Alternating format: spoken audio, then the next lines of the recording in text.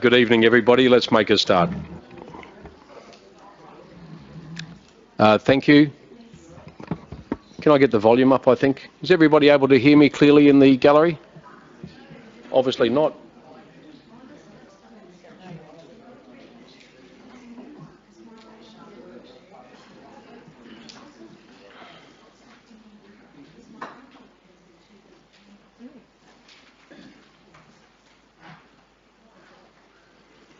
I'm just testing the mic. Is that a little bit better? I think we're heading in the right direction. Karen?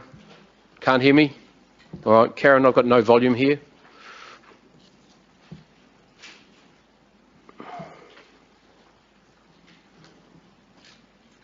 Test, is that any better? Not sure if it's awfully a little bit better.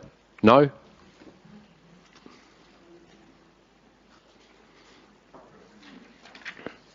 Just stand by, everyone. We'll get the governance team just to sort this out.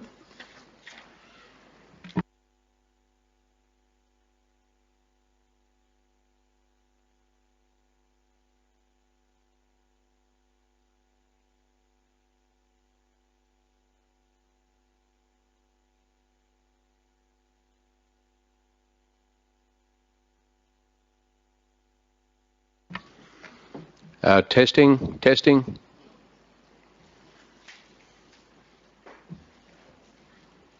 Any better? Not much better out there? Suzanne? Getting better?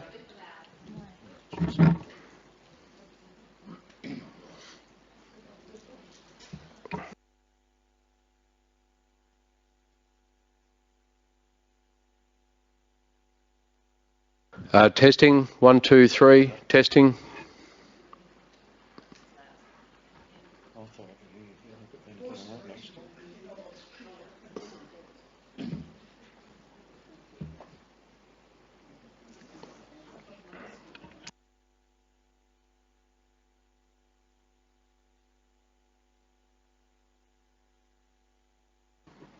Can you hear me clearly? No? Yeah, okay. It must be the Mayor. Is that any better? Okay. Thank goodness. Let's make a start. It's just after 6 p.m, everybody. It's Thursday, the 25th of March, 2021. I declare this evening's annual general meeting of electors open at 6:03 p.m. My name is Patrick Hall. I'm the Mayor of the City of Canning. I'd like to welcome you all this evening and also acknowledge our councillors who are in the room and, of course, the city staff who are here to assist with the meeting. As we always do, I'd like to start by acknowledging the Whadjuk people, the traditional custodians of the land. We also pay our respects, of course, to elders, both past and present. May I ask members of the public gallery to turn off electronic devices such as mobile telephones, iPads and tablets for the duration of tonight's meeting. This meeting is being recorded and a copy of the audio recording will be on the city's website within 3 days of the meeting. The remainder of the disclaimer can be seen on the screen. Just in relation to procedures for this meeting, the procedures are obviously different than they are for an ordinary council meeting. The procedures for tonight's meeting are the following: that the Mayor shall preside over the meeting in accordance with section 5.30 in brackets 1 of the Local Government Act 1995. An elector has a right to one vote but does not have to vote. Only electors may speak, except with the approval of the Mayor. Notices of motion and questions should be lodged in writing with the City of Canning at least 2 working days before the meeting. When addressing the meeting, a person, unless unable to do so, shall stand and speak to the meeting using a public microphone. The lectern is here in front of you all. State your name and address for recording purposes for this meeting and address the meeting through the Mayor. The Mayor will determine questions relating to order and procedure that are not listed above. An elector may move a motion at the meeting which will only be considered if it has a seconder. Motions carried at this meeting are not binding on the Council, although motions carried are presented at the next ordinary Council meeting for Council to consider. Voting is determined by show of hands or other form of open voting determined by the Mayor, and it will be by show of hands. A simple majority will carry a vote. Minutes of this meeting will be available for inspection by members of the public, and I'm hopeful that the audio from the meeting may be available as early tomorrow, but I can't guarantee that, but we certainly will try. The next item relates to receiving the minutes for the annual general meeting of electors, which was held earlier last year on the 21st of January 2020. And an awful lot has changed between now and then. Can I just ask, we will need a mover from the public gallery. Motion is required to receive the minutes of the annual general meeting of electors held on the 21st of January 2020. Copies of those minutes have been provided at tonight's meeting and have been made available on the City's website and at the City's Libraries and Administration Centre. Can I have a mover, please, from the floor? And that person will need to be an elector of the City of Canning. Can I have a mover? Thank you, Sean. Seconder was, just state your name for the purposes.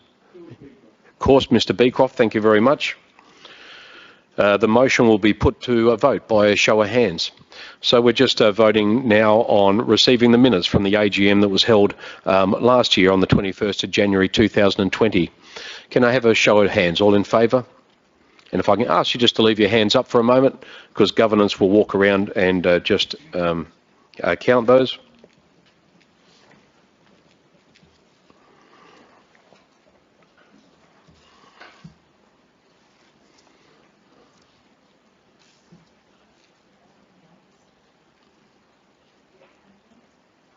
How many in favour? 9 in favour, none against.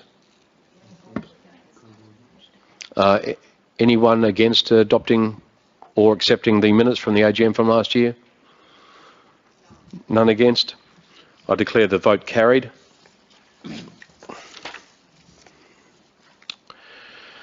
I just would like to say a few words. Of course, it would be appropriate to do so at this time. I'd like to start by obviously thanking fellow councillors. So here, our CEO, Arthur Cairon, and of course the City's directors and senior staff, many of whom are here this evening. Late in 2019, as a newly elected mayor, I could not have imagined that little over 3 months into my tenure, the COVID-19 pandemic would present an unprecedented challenge to our community and council during the remainder of that financial year. So it's in the context of how our community, the City of Canning as an organisation and council responded, that I take immense pride in presenting the City of Canning's annual report for the financial year of 2019 to 20. While in a financial sense the initial challenges presented by COVID-19 impacted only the final quarter of 2019-20, this brief period was critical in laying the foundation for the City's response and our later recovery, and is characterised by decisive leadership by your council. The 2019-20 financial year will be remembered for Canning's community resolve, its ability to work cohesively together to support those in financial stress, and the City of Canning's ability to balance our fiscal responsibility while continuing the hard work of turning the vision of our strategic community plan, titled Canning, a Welcoming and Thriving City, into a reality. And with that in mind, there have been many highlights throughout that financial year. Many of those I'd like to just highlight just very quickly. We opened Canning's first smart main street, which was Cecil Avenue West, and that occurred in December 2019, representing significant progress in Council's strategic investment in regenerating the Canning City Centre. The opening of the new Willetton Basketball Stadium and Stage 1 of the Community Piazza in March 2020 that will catalyse the great work being done to improve facilities and connectivity in the Willetton Sports Precinct. The announcement that the State Football Centre will be based in Queen's Park, which is a great outcome for the World Game and will be a wonderful catalyst for revitalising the local area. We opened a new nature playground at Sir Albert Jennings Park in Willetton with a universally accessible bird's nest swing and carousel, as well as a flying fox and a range of timber climbing structures.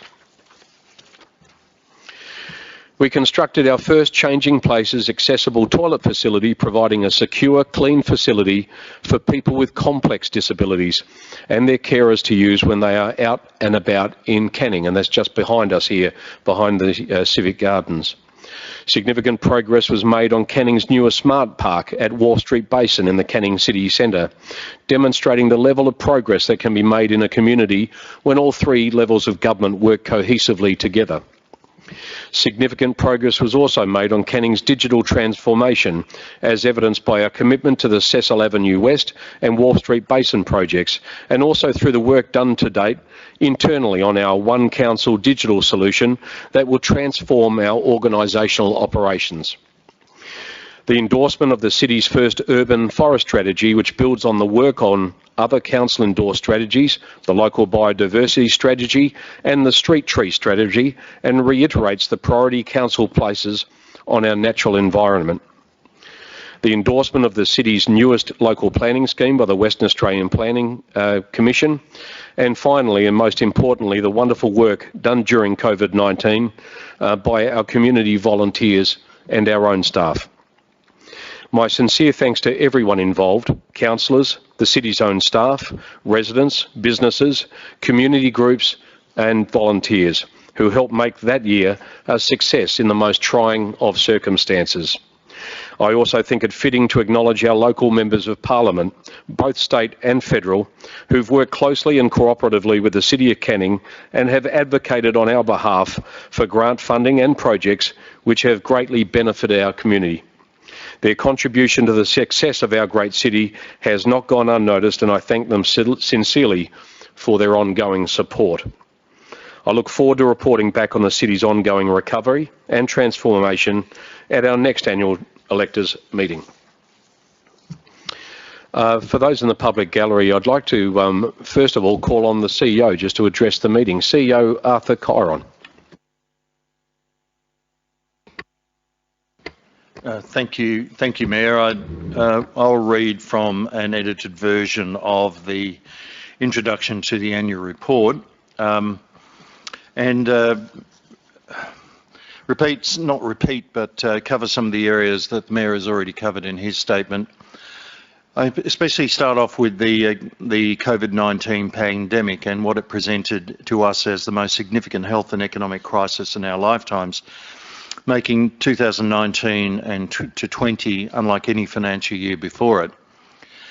I am immensely proud of the City of Canning staff, community volunteers and the community who've displayed professionalism, community spirit and resilience throughout the second half of the financial year. Through the crisis, I'm proud that our organisation persisted on our quest to achieve the vision of Canning, a welcoming and thriving city.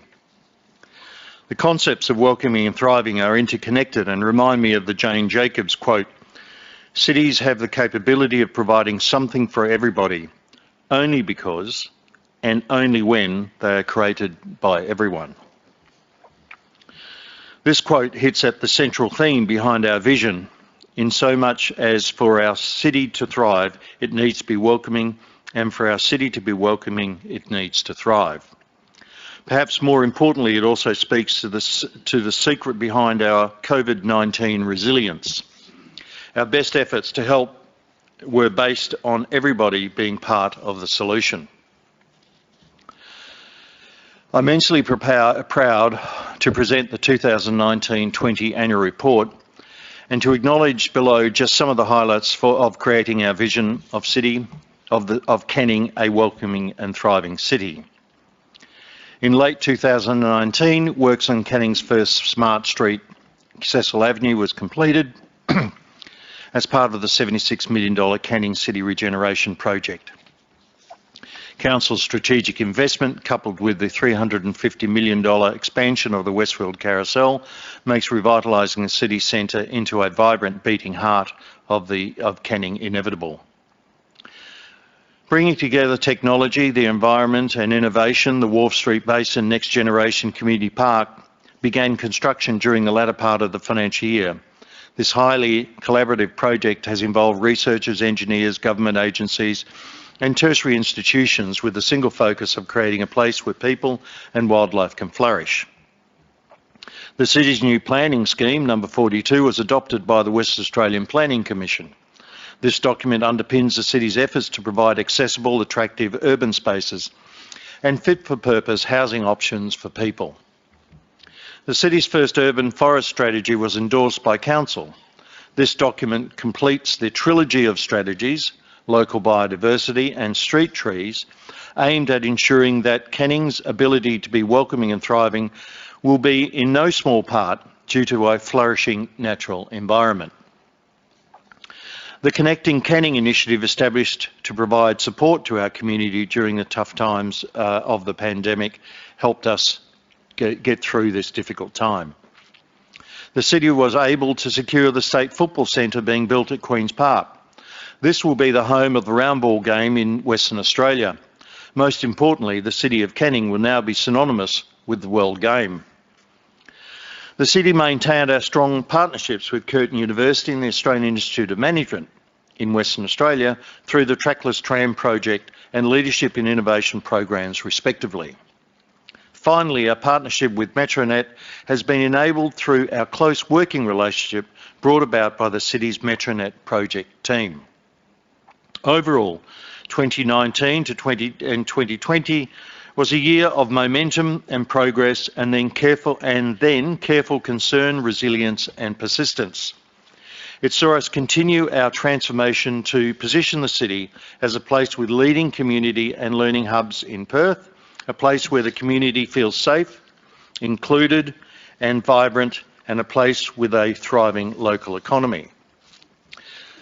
Thanks to the support of elected members, staff and the community in helping with our transformation in Canning.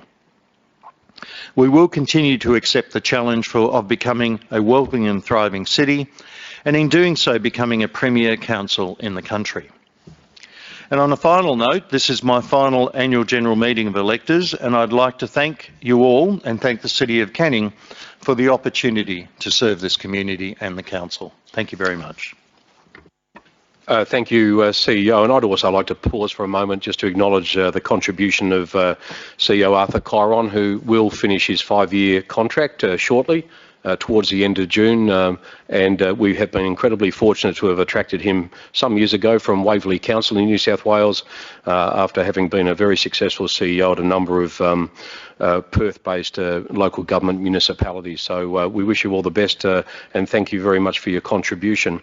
I call on the Director of Canning Environment, Mr. Warren Bowe, to address the electors. Thank you, Mr. Mayor. It was my privilege to serve the City of Canning over the 2019-2020 financial year, and it was especially a privilege to work with the Council and our crisis incident management team during the COVID-19 pandemic. The role of the City and other local governments across the metropolitan area in Perth, Western Australia and broader Australia, and the role that we played during that challenging time should never be underestimated. And it was a source of great pride for myself and my staff that we managed to continue to provide services for the community. People look to us for stability, people look to us for normality and for assistance and relief during the COVID period, and for civic leadership. At a granular level, we kept the streets clean, we kept the parks mowed, we kept the bins from overflowing, we kept the lights on at night so people could exercise, and we did our best to keep our facilities open and to keep them clean for as long as we could. We achieved a number of things across the financial year, across the various business units within Canning Environment. They included our cycling and walking Route 1, our Walshpool Road widening project from Pilbara Street to Kewdale Road, the capping of the former landfill site on Centenary Park West, Stage 2 of the Southern Link Road in the Canning City Centre, our Changing Places facility, which the Mayor has mentioned already, and the progress of the Willetton Sports Precinct, including the completion of the Willetton Basketball Association Stadium and the commencement of significant expenditure and investment in the precinct. Within our Clean Canning program, we rolled out our recycling hubs, which were made in collaboration with the Canning Community Men's Shed. We completed 2 rounds of community education for our recycling program with the intention to improve our performance in recycling. We completed resurfacing of the Parkwood Tennis Club tennis courts. We completed the Champlain Way footbridge refurbishment, and the Canning Arts Group received a new storage and pottery shed. Within our Parks and Place Improvement sub-program, we delivered the Urban Forest Strategy and our Play Provision Strategy. We completed the Sill Park upgrade in Bentley. We delivered the Shelley Rossmoyne Foreshore Management Plan. We undertook our inaugural free tree giveaway day at the depot, which is significantly successful. And stage 2 of the Kent Street Weir Precinct Plan was completed as we move towards completing stages 3 and 4 over the coming years. Thank you, Mr. Mayor. Thank you, Director Bowe. I'll now call on Director Graham Bride, the Director of Canning Development, to address the meeting. Director, could I just get you to make sure you speak right into your microphone? I know that we're still having a few slight issues. Thank you. Yes, thank you, Mr. Mayor. Welcome, everyone in the audience. Certainly, we've had a very busy 2019-2020 year. You'll see on the screen a picture of the Wharf Street Basin at night. That was substantially completed last financial year. We had the Cecil Avenue West, which has been mentioned. That was completed, our new main street for the city centre of Cannington. And we also negotiated a land transfer with the Department of Communities to secure land for the next stage of the Cecil Avenue East development. In terms of our strategic planning area, we, as the Mayor mentioned, our new local planning scheme 42 was endorsed by the state government, and that scheme replaced a scheme that was dated back to 1994, so quite a significant milestone for the City of Canning to have a modern, up-to-date town planning scheme. There was also some progress in relation to the elevated rail project through the Queen's Park, particularly the Queen's Park section of the Armidale line. And obviously the Mayor and the CEO did a fair bit of advocacy work to ensure that that project is likely to proceed in coming years. We also reviewed our structure plans over the Canning City Centre and the Queen's Park areas. So we modernised those to match the state government new guidelines for town centre development. In terms of our statutory planning, even though COVID did impact the last 6 months of the financial year, certainly even at 661 development approvals, that was quite a large number.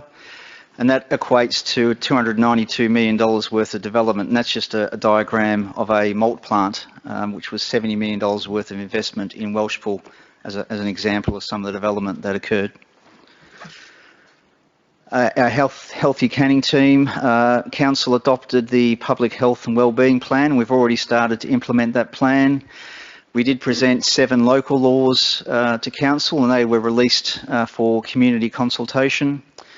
We were the main conduit back to the Department of Health through the COVID response, and obviously supported the critical incident management team response. And we also ensured, especially at the end of the financial year, that we processed applications as quickly as possible given the economic disadvantage that was caused by COVID. In terms of community safety, we processed over 13,200 service requests throughout the year. 80% of the service requests were actioned within the KPI period. And we also took advantage or took delivery of a third mobile CCTV unit, which has been used throughout the community to provide messaging and to ensure, to point out where things need to be addressed. And lastly, we did launch the first security incentive scheme, which was very popular. It was oversubscribed very early, and the intention is to roll out another one of those this financial year. Thank you, Director Bride. I'll now call on Director Sarah McQuaid, just to my left, your right, from Canning Community. Thank you, Director Sarah McQuaid. Thank you, Mr. Mayor. 2019-2020, I was a member of the senior leadership team overseeing the Enriching Canning sub-program, and I'd like to reiterate Director Bowes' messaging that it was an incredibly challenging but also incredibly rewarding year to be able to work with our community to support the community through COVID-19. We undertook a number of initiatives throughout that year. In our business development area, we supported 20 local businesses to go through the city's business mentoring programs. We piloted 2 new business mentoring programs, which was the SME Surge and the Young Gems program, which have both now subsequently become part of our programming going forward. At Canning Lodge, our high care residential facility, in a period of what was very much high risk and great uncertainty, particularly for the residents, we continued to offer a safe and welcoming space for them, and we worked really hard with our residents and with their families to help them to stay connected during that time, which for Canning Lodge was quite an intense lockdown. We introduced new technology, got our residents used to using FaceTime and the likes so that they could continue to engage with their immediate families and their grandchildren in many cases. In our community learning or libraries area, we transitioned a lot of our long-term face-to-face programs to online programs. This included our rhyme times and our story times that we were doing through webcast and delivering via Facebook, so we could continue to engage with our community in that space. We undertook an extensive period of engagement with our community to help and inform the design or the redesign of Willetton Library, to really understand what our community and what the users of that space want as we now move into the redevelopment of that space. I think we engage with over 2,500 members of the users of that space. In our community and culture area, through COVID, we developed and implemented the Connecting Canning project, which was really focused on targeting many of our vulnerable members of our community to stay connected during this time. We undertook a number of initiatives, including the Driveway Do's and the Community Connectors programs that, again, are continuing now. We delivered the Queen's Park, or the first stage of the Queen's Park activation program, which was looking at creative approaches to how we can engage with our community, including working with a company who provided us a number of gophers so we could take senior members out of our community on a community walk and really understand for them what makes Queen's Park for them and what we can do with them going forward. And in our sustainability area, we continued to work internally with the city to look at how we better our sustainability initiatives, but we also worked with our community on a number of programs, and we delivered the inaugural Changing Your World conference with over 1,000 attendees across 2 days, exploring innovation in the sustainability space with our community. Thank you, Mr. Mayor. Thank you very much, Director. I'd now like to call on, it's my pleasure to call on Director Stephen Kane, and Stephen Kane is the Director of Canning Corporate and Commercial. Stephen, would you like to address the meeting? Thank you. Thank you, Mr. Mayor. Good evening, ladies and gentlemen. I'm going to talk about initiatives that this program has delivered, but I take no credit for them, because having only commenced here in January, I had no direct involvement. But I think it's important to understand what COVID actually meant for us. For this organisation, overnight, it had to close all of its operations, have all of its staff pack up and transition and work from home seamlessly without impacting customer service, while still maintaining connectivity so staff could do their jobs, and asking people to set up their workstations, in some cases their kitchens or their lounge rooms, and just get on with the job. And that's exactly what they did. I'm very grateful that our people and culture team were able to continue to maintain a safe working place throughout this. I'm very grateful that the leisure plexes could close, maintain and then reopen their leisure centres and welcome the community back into an environment that is rich and thriving. We made minor improvements to each of those facilities during the course of the year. We kept the Wellback golf course going, and as I learnt recently, more people started to play golf. Who would have thought that you can play golf during the middle of a pandemic, but apparently you can. Could I move on, please? The hub of all of this came from our digital transformation. putting our services in the cloud provided a robust and secure platform in order to maintain operational capability. Our digital transformation, which is an ongoing journey, allowing customers to transact with us through their computer, electronically, in ways which are easy for people to use, made it just as easy for you to keep working and connecting and talking to us during the pandemic as it did for all the others to ensure their services were delivered to you. I'd particularly like to thank the staff from governance, the staff from IT, HR and finance, who in the back rooms of this organisation kept the fires and the boilers going. I'd like to thank the leisure staff. They are the ones at the front line who had the hard job of saying goodbye to customers, but had that lovely job of welcoming them back. Thank you. Thank you, Director. I'd like to welcome the Manager of Finance and Asset Management, that's Hitesh Adewala. He's just making his way to the podium. Thank you, Hitesh, if you don't mind. Hitesh will be providing an address on the annual financial statements for the financial year 2019-2020. Welcome, Hitesh. Thank you. Yeah, thank you.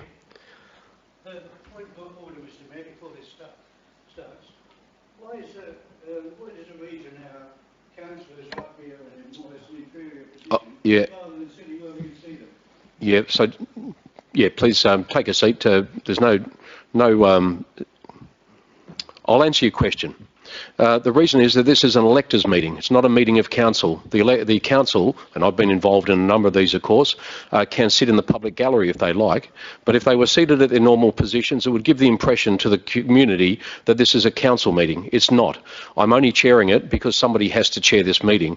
So under our standing orders, the Mayor chairs the meeting of the annual general meeting of electors, but the councillors have no standing at this meeting. In fact, they're not to speak at this meeting unless they're given specific right to do so by me. So the councillors are here tonight out of respect for the councillors. The councillors are here in their own time just to attend as representatives of the community and to hear what the electors are saying. But it's your meeting tonight, so it would be inappropriate for them to sit around the table. And so they're sitting over here on the side of the meeting quite respectfully. So that's the reasoning. I think I got in touch with you, Mr. Mayor, pointing out that we didn't want it to look like a council meeting, which you just mentioned. But these councillors are our representatives, and I think it's important that they would be able to see them. Are you saying that you can't see them, Mr. Beecroft? They're right there. Are you saying that you can't see them? Well, I think this is an inferior position. I'll have to ask you to sit down. We have a public question time. Perhaps raise it in public question time a little bit later, but I've taken your question. I've given an answer. They're sitting over there tonight, and that's the reasoning for it. So it's not open to debate. That's where they're sitting this evening. And when you say you can't see them, they're sitting right there. So I don't think there's an issue. But Mr. Hitesh, I'll ask you to please continue. Thank you. Thank you, Mr. Mayor. I'll be presenting a brief summary on the city's financial statement. Our city's statements were audited by Office of the Auditor General. They generally contract out their assignment for audit. This was the second year city's statements were audited by OAJ, and the tender for the audit contract was awarded to KPMG for the first year. So KPMG carried out the work, and an unqualified audit report was issued by OAJ at the end of the financial year, identifying no significant issues or matters. Starting with the budget and actual position. So first slide is more about the city's actual budget process. So at the start of the year, not knowing pandemic will hit us, we adopted the budget with a balanced position, and we generally carry out series of budget amendments throughout the course of the financial year. So city carried out a couple of budget amendment during the year. The mid-year budget review normally gets carried out around February or March, but obviously with the impact of pandemic, which had significant impact on the budget too, we tried taking account of as much estimation as possible as part of the mid-year budget review exercise. And as we can see on the second table on the right-hand side, the budget position at the start of the year was balanced, 0, whereas we expected the deficit towards close of the financial year to be 984,000. When we compare that to the actual position, The actual position at the end of the financial year was pretty close to the estimated 984. It was 1.15 million, with a difference of 170,000. The main reasons why the city adopted a budget with deficit as part of mid-year budget review are outlined below. They are mainly because of closure of both leisure centres for a period of time, closure of libraries, golf course. We even closed down our play equipment, skate and BMX parks. We cancelled some remaining events program. The Canning Lodge facility was locked down for a period of time, and obviously city had to incur some additional cost in terms of increased cleaning regime.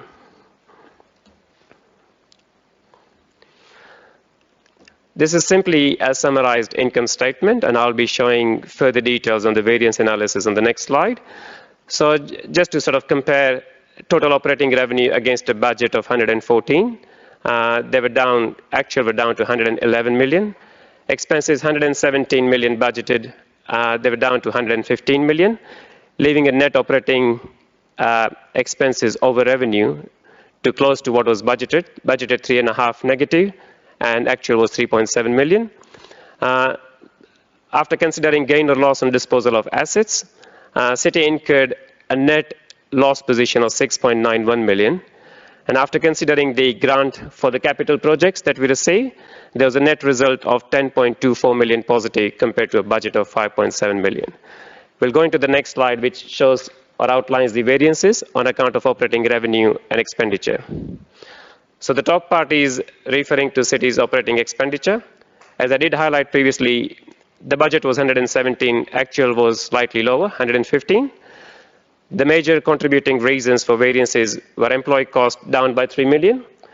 Obviously, because of the closure of our facilities, leisure, libraries, and also there was no EBA increase provided during the course of the year. Also, the staff training cost was lower than what was anticipated. They all contributed to lesser spend than what was budgeted by almost 3 million. Minor savings on materials and contract. Utility cost, while appeared higher, it was almost aligned or identical to a year before. Other expenditure, there was a small variance, mainly because of a grant that was refunded for a project. In terms of operating revenue, city's rates revenue, they were slightly down by 200,000, mainly because of the adjustment of the interim rates during the course of the year. Interest income, a small variance of 170,000. We all know there is a downward trend for the interest income, which resulted into a negative variance of 170. And lastly, city's fees and charges were also down by almost 3 million, again for the same reason, because of close down of our facilities. And the last slide, these are the financial ratios that all local government they are required to report, as mandated by the Department of Local Government. These are the 7 ratios which helps determining the financial health indicator of a council. We are given comparison for 18-19 versus 19-20. All the ratios in black indicate the city did comply with the department's guideline for the benchmark ratio. The only ratio city did not comply, as we can see, is the operating surplus ratio, which was evident in the financial statement that was presented, where city's operating expenditure exceeded the revenue. Hence, we had a negative operating surplus ratio for the year. The weightage applied to those 7 ratios helps determining what will be the health indicator score, which is presented on the right-hand side. And it is expected that for the year 2019-20, city's FHI would be 68 against the benchmark FHI as required by DLGSC, which is 70. Yeah. Thank you. Thank you very much, Hitesh. Let's move on to item 5 now. This is for receiving the annual report for the year ended 30th of June 2020. And I'll just say that we need a mover and a seconder from the floor is required on the motion to receive the annual report for the year ended 30th of June 2020. And that includes the financial and audit reports. Can I ask for a mover from the floor, please? Ms. Caroline Dunsire. Thank you, Caroline. And a seconder? Sean, thank you very much. Ms. Dunsire, have you got anything you'd like to add? You can speak on the matter if you'd like, or not.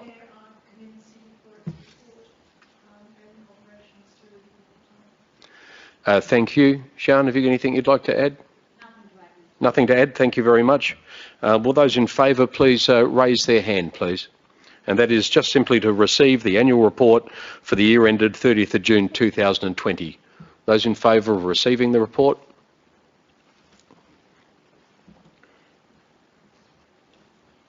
And those against? None against. I declare the matter carried. Thank you.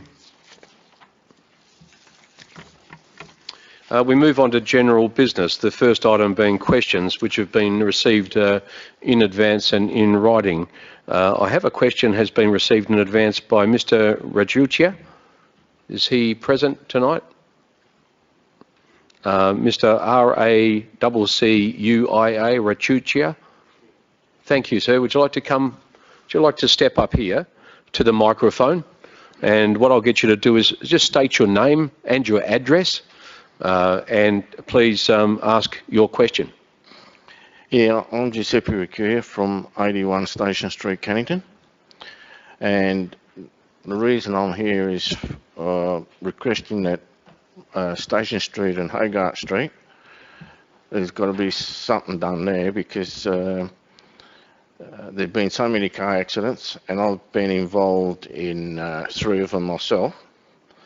And nothing's been done about it, so they've come there and just looked at it and that's about it. So you know, they haven't really said anything about it or you know, done anything really. So the reason I'm here is I would like to hear from the Mayor yourself if something will be done eventually, because it's just in the last 18 months there have been about 15 to 20 accidents there, and the reason I'm saying that because I only live about 5 metres away from the place, and they just don't stop. They just either Station Street or Hogarth Street, they just bulk through it because there's a giveaway sign. Okay. And, I'm not, just to be honest with you, I'm not certain of the issues that you're outlining there at Hogarth and Station Street. I note the officers are making recording details as you speak.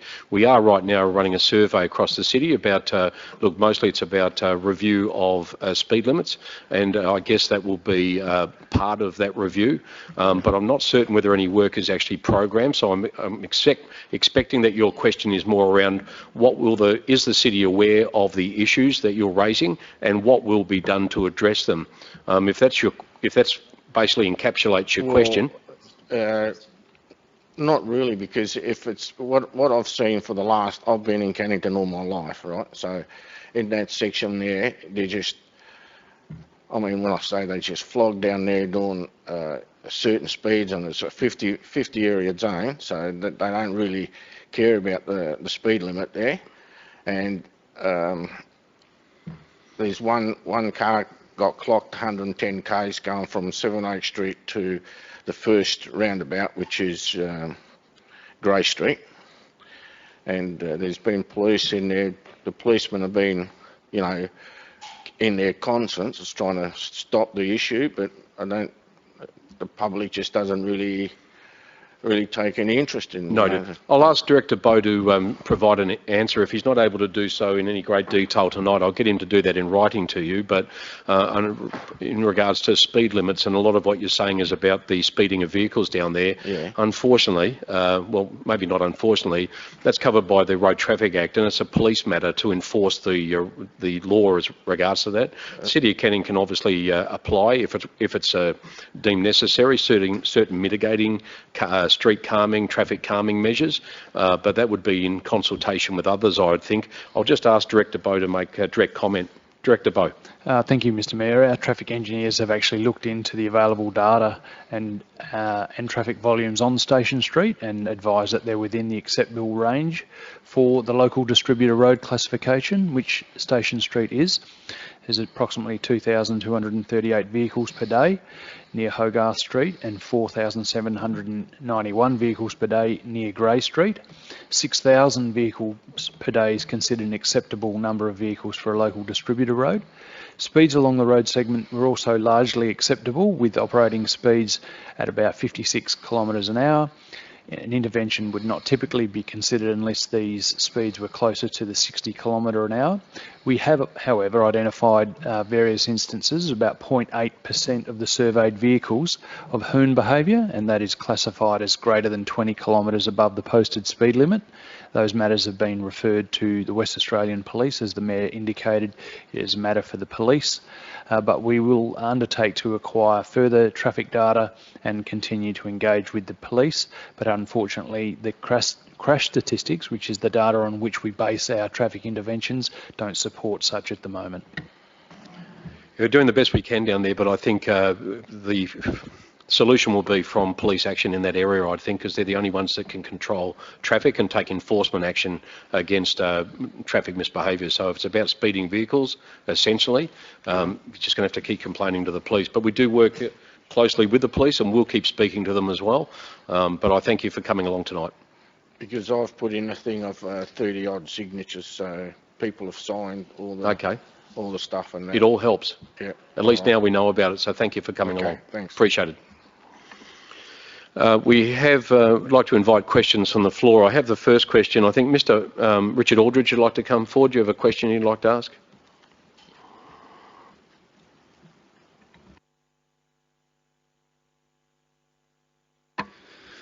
Thank you, Directors, Mr. Mayor. I think my question is probably to Director Kane through the Mayor. From the agenda briefing a while ago, it was stated that the budget surplus was predicated on there being, on the city being able to sell $7 million worth of land assets. Is that correct?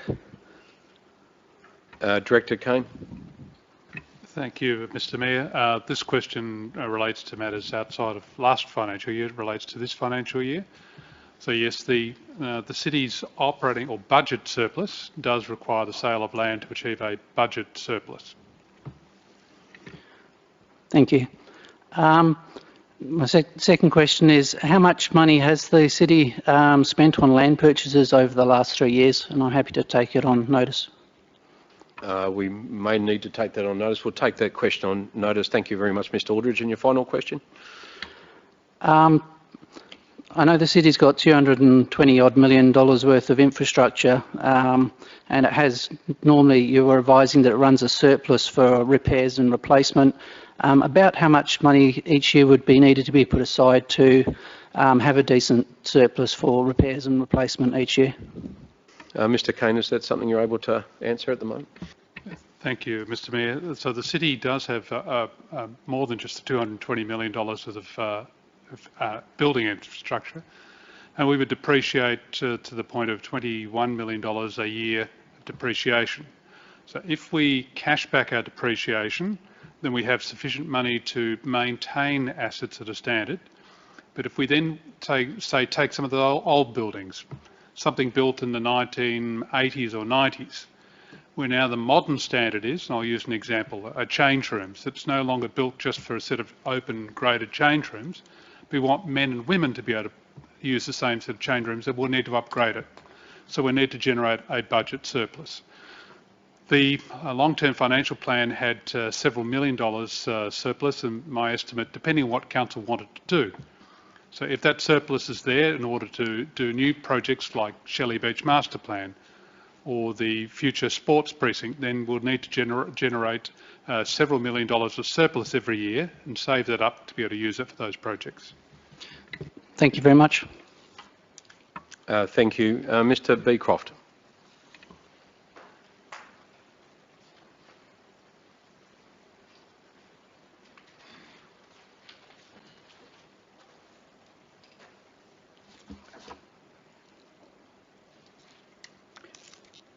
Thank you, Mr. Mayor. Just going back to my previous comment about the councillors sitting there, I saw this happen in quite a few meetings when the councillors were relegated to the back of the room, and to my mind, it does show a kind of lack of respect. I have two questions, Mr. Mayor. I'll just stop you right there. I think the matter's been addressed sufficiently. It shows no disrespect. They're not relegated to the back of the room. They're sitting right in front of you and right in front of the gallery, and everybody can see them clearly. It's a very small room. I have deep respect for our council, as do our electors, and they're sitting in a place of prominence right here. And it's terrific that so many of them have given up their time this evening to come down and witness a meeting which is essentially a meeting of electors. So I'm really disappointed to hear that, because they certainly have not, firstly, been relegated, and secondly, been treated with disrespect. Please continue. I have two questions and a comment, Mr. Mayor. The first question is about the Development Assessment Panel.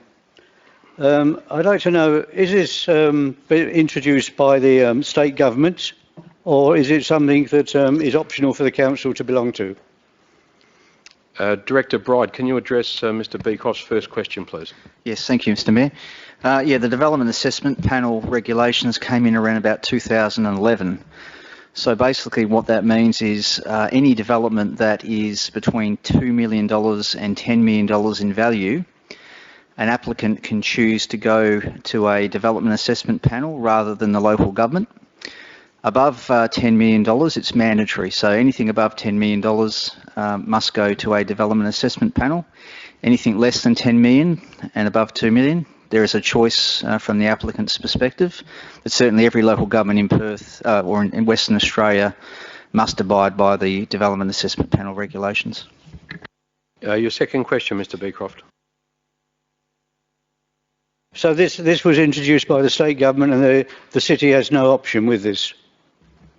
That's your second question, Mr. Beecroft? No, that's a question that I'm asked you on that particular subject. Regardless of that, you have three questions you can ask this evening. I'm very happy to entertain them. You said you only had two. So if you have your questions, I'm prepared to entertain them. You've asked a question, you've asked a second question. I'm just saying you've asked your second question. If you would like to withdraw it, I'm happy for you to do so, or to put it in writing at some stage, but I'm just advising you, you've now asked two questions. That's your second question. Did you want the director to answer it, or would you like to withdraw it? Well, if I said I've got three questions, would that make any difference? If you've got three questions, that's fine. Fine. You can ask three questions. I've got three questions then. Okay, well, this is your second question. This is my second one. Okay, thank you. Director. So this is a state government introduction, rather, and the council has no option but to be part of it. Director. Yeah, thank you, Mr. Mayor. Yes, that's correct. It's totally a state government requirement that every local government must abide by. And your third and final question. Thank you, Mr. Beecroft. Well, I have a comment as well. Am I allowed to say that? It's a question time, Mr. Beecroft. It's not a time for making deputations or making statements. I'm sorry. If you've got a question, you can ask a question. The comment, Mr. Mayor, was going to be I was going to congratulate the city. Yep. Am I allowed to do that? I'd prefer you didn't. You prefer I didn't? I thank you, but I'd thank you, but this is public question time. So if you've got something you really need to say, if you can say it quickly, I'm happy for you to do so. But otherwise, I'll just invite you to ask your final question. Oh, I don't think this happens in a communist state, to tell you the truth. Yeah, I kind of take that as being out of order. I don't think this is a communist state.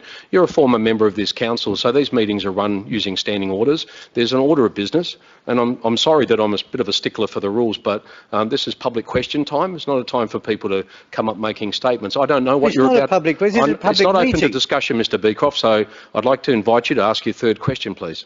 Thank you. The third question, Mr. Mayor. Thank you. Is will the council reconsider the plans that it's already made for the city centre? Can I speak on that? You can't speak on it, no. Well, if you want to provide a short context I'm wasting to my it. time, Mr. Mayor. Are you withdrawing? There is no point in coming here with an interest in the city of Canning when you treat people like that. So you'll be leaving then, Mr. Beecroft? Okay, Mr. Beecroft is withdrawing the final question. We will rule it out of order. I'd like to invite, I've got Mr. O'Brien here on the list, but Mr. O'Brien, I've got you listed down for a motion. I know that you're putting a motion to council later, so this is question time. If you've got a question you'd like to ask, or I'll be coming to your motion just a little bit later. You okay with that? Mrs. Aldridge.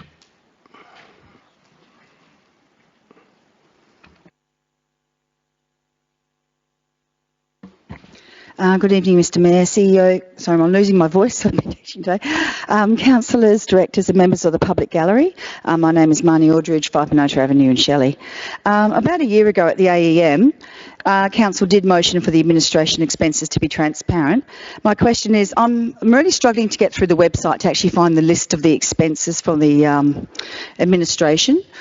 When I look in the search bar, I look up administration expenses. It's really hard to get through the website. Could you direct me on how I can find those rather than the long attachments? Is there an actual section in the website? Mrs Aldridge's first question is about accessing information on the website. CEO.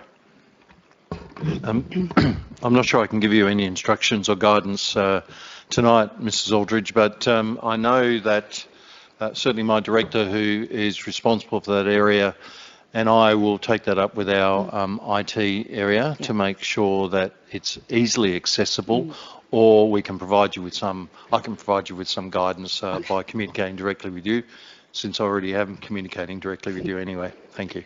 Thank you very much. Thank you. Your second question? My other question is, when a ratepayer asks a question and the directors need to take it on notice, they get it recorded in the minutes. But however, when a councillor actually asks a question and it's put on noted, where do we find the actual information? Because it's not actually in the minutes. So if one of the councillors asked a question, they say, directors say, I'll put it on note, and they get a response straight to them, but we as the public don't get to hear the response. Could that be changed and put into the minutes from now on? CEO, I'm not sure what the answer might be, but I'll invite you to actually provide an answer. Thank you. No, the minutes, the purpose of the minutes is to capture the decisions of council. They're not to actually capture. It's not a Hansard description of debate in council. So it's to capture the decisions, and those decisions become a record of council. So I'm sorry I can't accommodate that request, but there is a clear intention in the minutes, and that's what they are.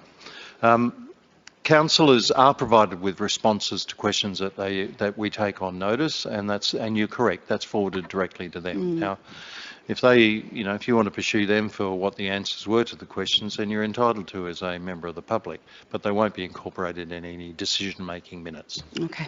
Thank you, Mr. Aldridge. My last question is, it is a very intimidating experience coming into council and asking questions and saying things, and a lot of people from the public don't actually know the processes involved. And maybe as a suggestion or something to note is that perhaps we can also have a statement time.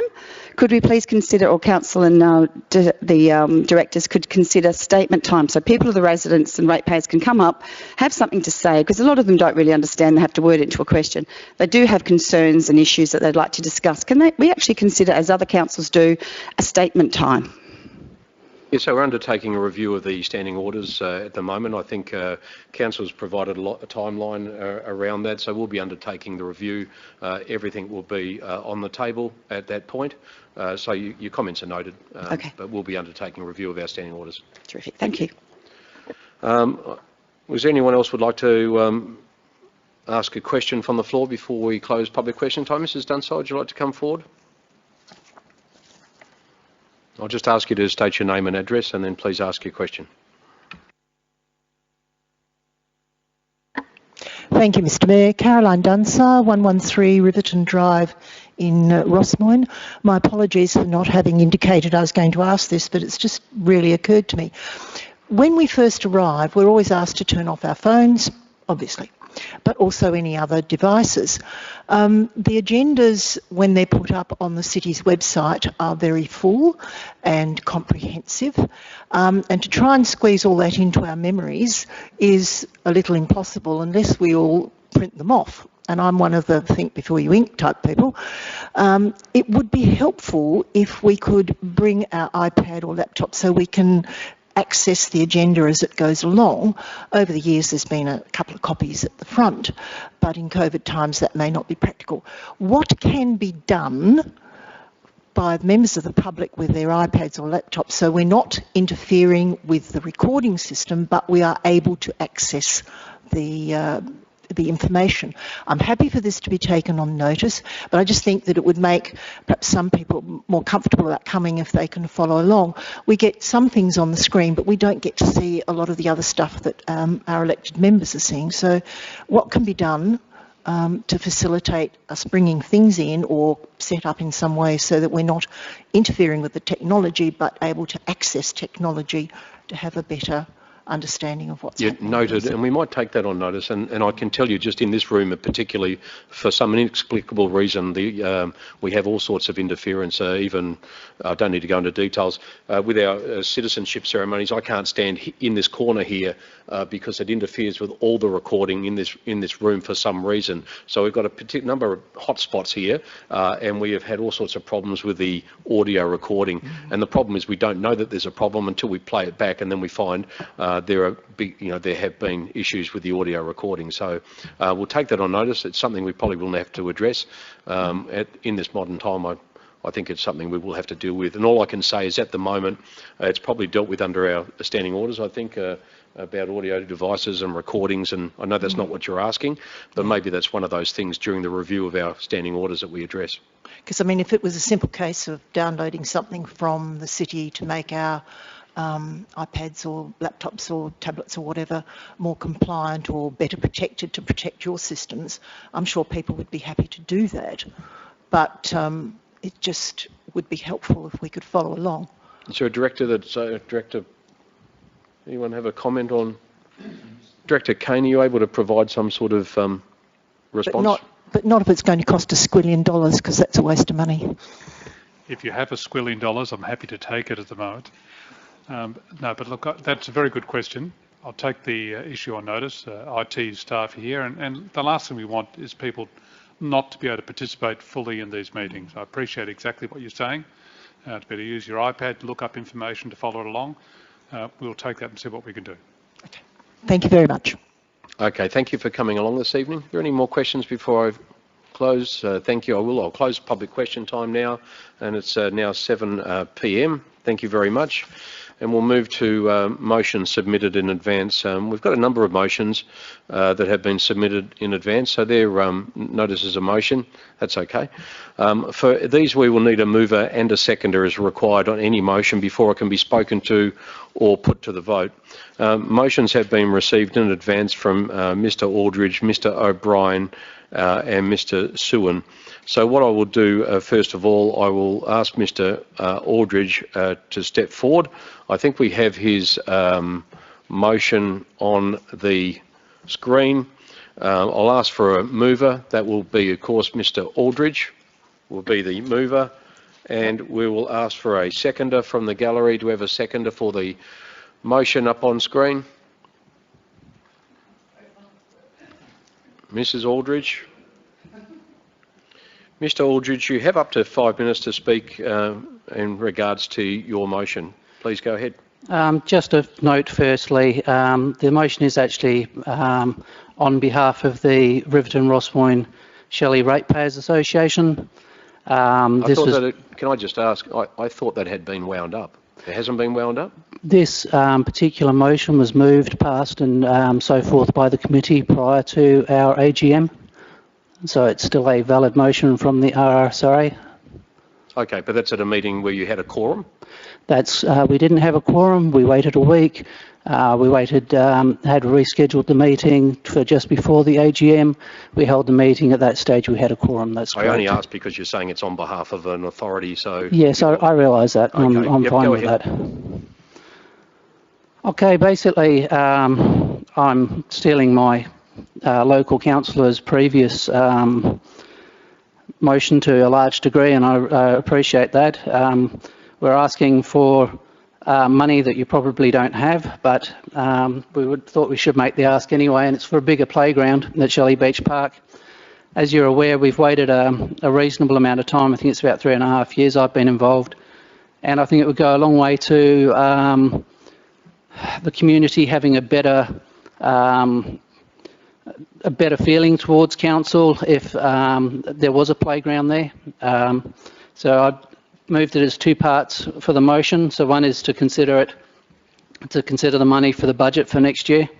But there's two parts, and the second part is that that Master Plan 2 can have an increased footprint. If you look at Master Plan 2 and you overlay it against Master Plan 0, or what is there currently, it's quite apparent that the playground isn't actually much bigger than what we have at the moment. And if we wanted to get other equipment in there, like a flying fox or whatever, the footprint's going to be needed to be bigger. So I'd like to move the motion on behalf of the RSRA. As the Mayor has pointed out, the RSRA is now in a state where we have no committee. So I am the ex-president, but I am no longer a part of the committee. There is no committee whatsoever, which is a sad day for the Rossmoyne, Shelley and Riverton ratepayers, but such is life. Thank you very much for your time. Appreciate that, Mr Aldridge. Thank you very much. So just for those in the gallery, so what we do now, I'll just invite you to read the motion. The motion's on the screen. Mr Aldridge I'll read it just for the purpose of the record. The motion is part 1. Mr Aldridge requests that the Chief Executive Officer allocate funding in the draft budget for 2021 to 22 for Council's consideration, which would be necessary to conduct the planning, community consultation and construction of an improved district playground at Shelley Beach Park. And point 2 requests that the Chief Executive Officer instruct staff to make appropriate adjustments to Master Plan Option 2 to allow for a significant increase of the footprint for a district-sized playground upgrade at Shelley Beach Park. We have Mr Aldridge as a mover, Mrs Aldridge as a seconder. I'll ask those in favour to please raise their hand.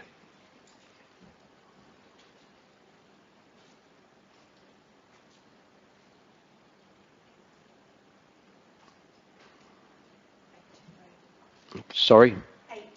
We have 8 in favour, and those against? None against. I declare the vote 8-4 and the matter carried. Thank you. Mr O'Brien, I'll ask you to now come forward. Thank you very much. Mr O'Brien has also put a motion to tonight's meeting, which I think is, yes, it's now on screen. I'll invite the gallery to please read it. Mr O'Brien will be the mover for that. Mr O'Brien, first of all, can I get you to please, for the record, state your name and also your address? Corinthian Road West in Shelley. Thank you very much. Can I have a seconder, please, for the motion on screen? I have a seconder. Mrs Aldridge is the seconder. Mr O'Brien, you have up to 5 minutes to speak on your motion. Go right ahead. Okay, so the motion I put forward was the Council resume the authority previously delegated to the administration to make decisions on building applications that do not meet the R codes in all instances where more than 6 ratepayers have made written complaints about the proposal. So I'd like to discuss, I suppose, that currently councillors who are aware of particular developments that are causing concern amongst their electorate are powerless to intervene due to regulations that disallow them for interfering in administrative affairs. The rapidly changing face of development includes new elements like Airbnb and other things that are not always caught by the formulas and codes used by the current planning and approval services, but that can be considered by council. And development proposals that are causing high levels of concern to a community should be decided by the stakeholder representatives who have a greater ability to judge all the information holistically, rather than judge if the codes have been met. So, you know, about a particular, my reference is a development next to me where fairly, you know, in my eyes, and it was quite excessive. We replaced a 4x2 on a duplex block with a 12-bedroom, 12-toilet development that didn't fit within the current R code, yet complaints didn't seem to really go anywhere, I suppose, and I didn't feel like me or my neighbours had an outlet to escalate our concerns. It was just a black and white yes or no and move on. So yeah, thank you for your time. Okay, thank you very much for coming along, I appreciate it. Mr O'Brien, just as you're taking your seat, the matter has been moved by Mr O'Brien. It's been, sorry. The matter's been moved by Mr O'Brien, has been seconded by Mrs Aldridge. The motion is on the screen for you all to read, and I'm sure you've had an opportunity to do so. Thank you, Mr O'Brien, for speaking on the matter. We'll now put the matter to the vote. All in favour, can you please raise your hand?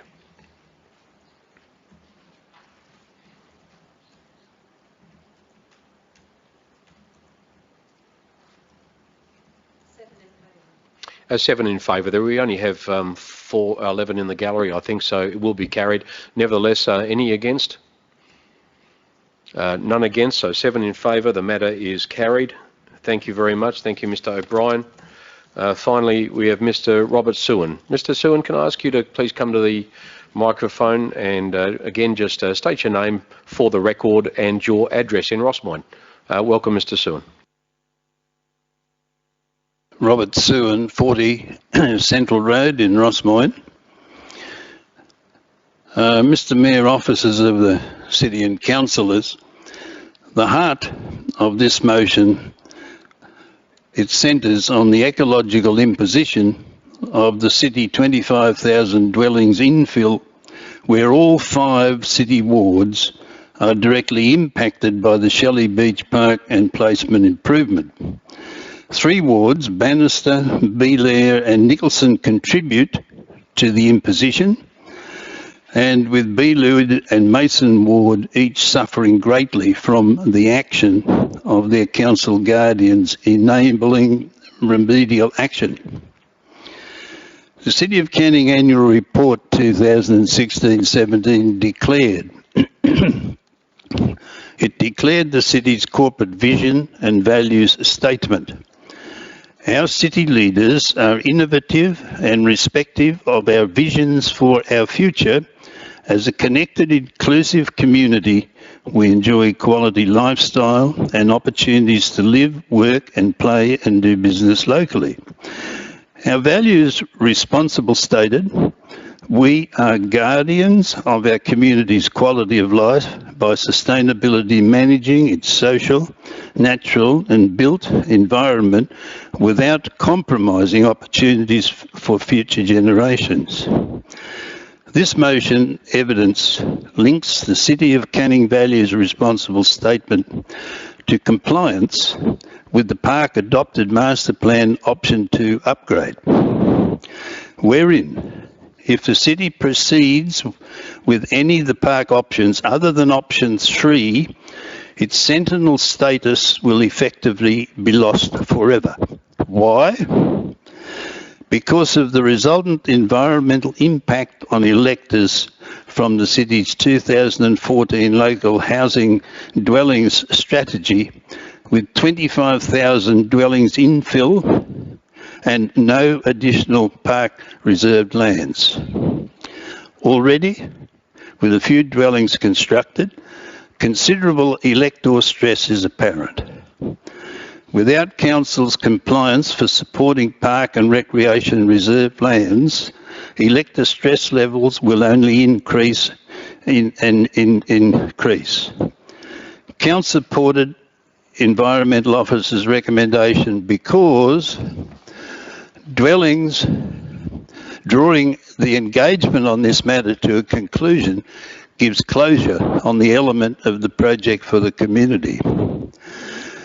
Since Council's option to upgrade decision, no Swan Canning River Protection Strategy Responsibility Lead support role, notionally or otherwise, has been undertaken to guide redevelopment of the park. The resolution from Council provides direction to staff on future planning, design, funding, implementation of the redevelopment of the Shelley Beach Park. Even though Council has not supported option 3, which identified a cafe as part of the park moving forward, it will still be subject to further business feasibility studies and community feedback. Premier Charlie Court once said, "Don't bring me a problem, bring me a solution." This motion presents evidence to Council and electors affecting the Master Plan Option 2 under the Swan Canning Rivers Act 2006 and the and Redevelopment Act 2000, looking at the protection of the river 2015.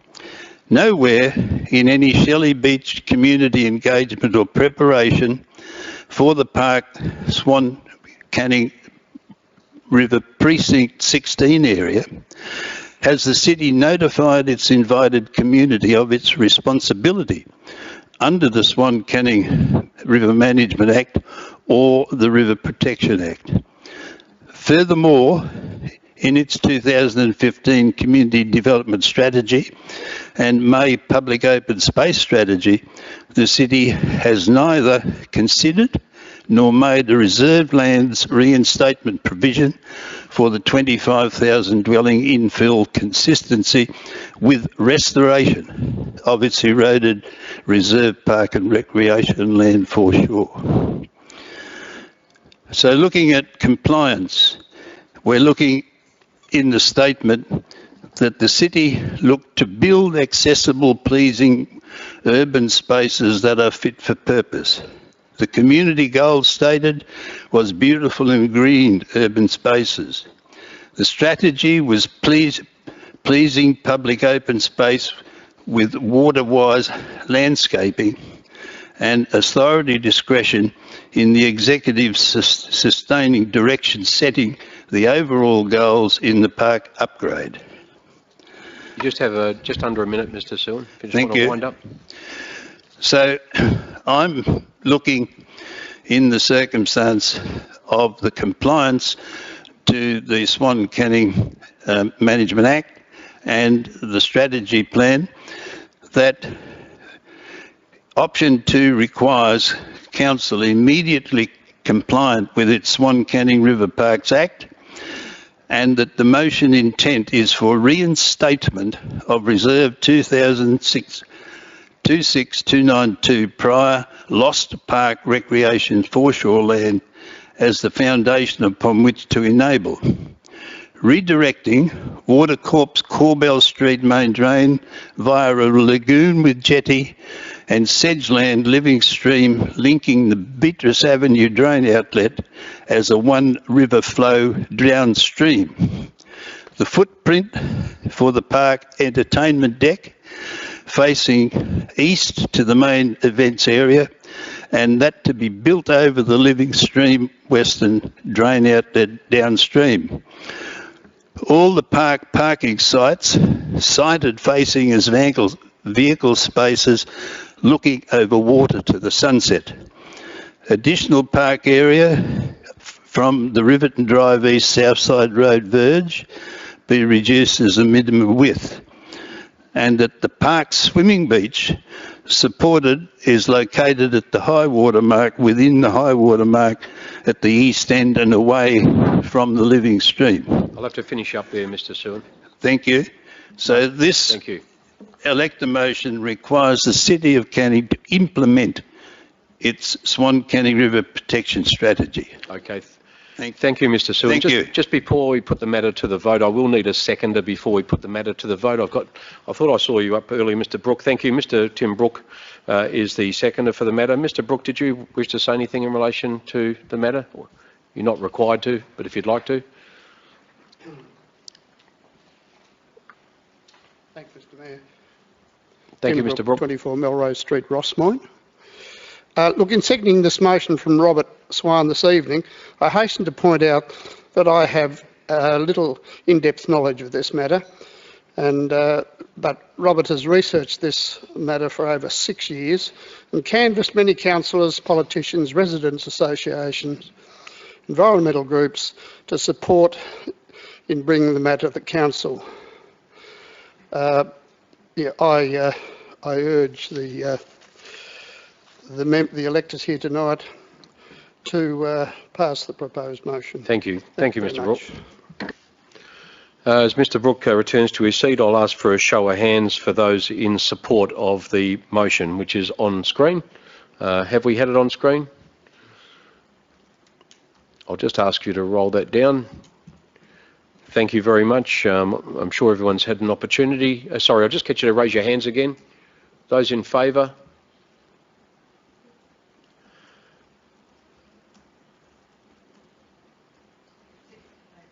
We have 6 in favour. Any against? None against. Thank you very much. The matter is carried. Thank you very much, Mr. Suhan. Thank you, everybody. Motions from the floor. Does anyone wish to put a motion from the floor that hasn't been lodged beforehand? No. Thank you very much. And closure. I'd just like to thank you all for coming along this evening very much on behalf of Council. Thank you for your attendance. I appreciate it. I very much hope that the minutes of the meeting, the audio will be available, as I said earlier, perhaps as early as tomorrow, but don't hold us to that. And I now declare the meeting closed, and the time being 7:19 p.m. Thank you very much for your attendance, and good night.